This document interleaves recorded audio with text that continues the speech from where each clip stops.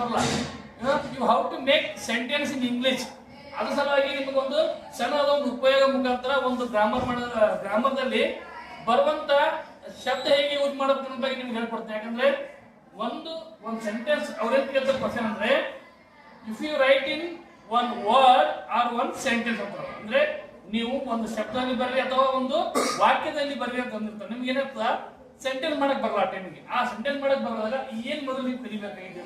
Sentence ಮಾಡಕ್ ಬರೋದಾಗ ಕಲಿಯೋದು ಏನಂದ್ರೆ ಫಸ್ಟ್ ನೀವು ಒಂದು ಚಾರ್ಟ್ ತಿಳ್ಕೋಬೇಕು.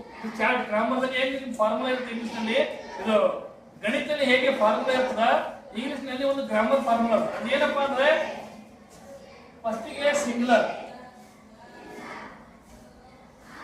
ಸಿಂಗ್ಯುಲರ್ ಅಂದ್ರೆ ಏನು? ಏಕವಚನ. ಸಿಂಗ್ಯುಲರ್ ಅಂದ್ರೆ ಏನು? ಏಕವಚನ.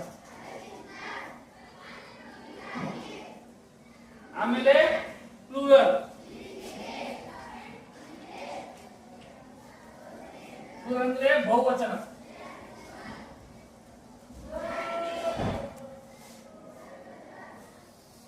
ನಿಮಗೆ ಇಲ್ಲೇನಂದ್ರೆ ಬೀಯಿಂಗ್ ವರ್ಬ್ ಅಂತ ಬರ್ತಾವ. ಬೀಯಿಂಗ್ ವರ್ಬ್ ಏನಂತಾರಲ್ಲ, ಬೀಯಿಂಗ್ ವರ್ಬ್. ಬೀಯಿಂಗ್ ವರ್ಬ್ ಯಾವಾಗ ಮೊದಲು ನಿಮ್ಗೆ ಗೊತ್ತಿರ್ಬೇಕು. ಬೀಯಿಂಗ್ ವರ್ಬ್ ಅಂದ್ರೆ ಯಾವ ಬೀಯಿಂಗ್ ವರ್ಬ್ ಮೊದಲು ಗೊತ್ತಿರ್ಬೇಕು. ಬೀಯಿಂಗ್ ವರ್ಬ್ ಅಂದ್ರೆ am, is, are. Am, is, are being verb. ನೀವು ಯಾವಾಗಲೂ ಒಂದು ಸೆಂಟೆನ್ಸ್ ಪ್ರಸ್ತುತ ನಡೀತಾ ಇದ್ದಾರೆ ಅಂದ್ರೆ, ಈಗ ನಾನು ಹೋಗ್ತಾ ಇದ್ದೀನಿ ಅದು ಪ್ರೆಸೆಂಟ್ ಕಂಟಿನ್ಯೂ ಟೆನ್ಸ್ ಆಗಿರುತ್ತೆ. ಯಾವುದು ಪ್ರೆಸೆಂಟ್ ಕಂಟಿನ್ಯೂ ಟೆನ್ಸ್ ಆಗಿರುತ್ತ ಅಲ್ಲಿ ಬೀಯಿಂಗ್ ವರ್ಬ್ಗಳು ಉಪಯೋಗ ಬರ್ತದೆ. ಇದಕ್ಕೆ ಏನಂತಾರೆ? ಬಿ ಅಂದ್ರೆ ಕನ್ನಡದಲ್ಲಿ ಇರು. ಬೀಯಿಂಗ್ ಅಂದ್ರೆ ಇರುವಿಕೆ.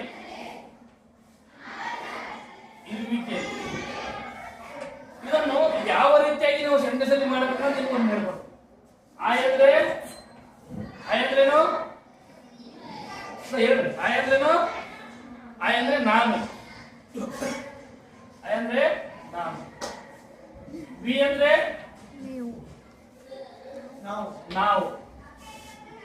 ಯು ಅಂದ್ರೆ ನೀನು.